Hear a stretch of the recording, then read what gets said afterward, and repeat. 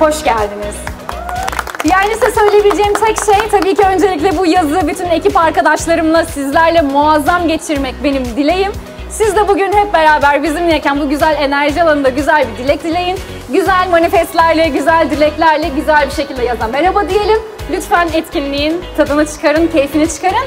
İyi ki geldiniz. Çok teşekkürler.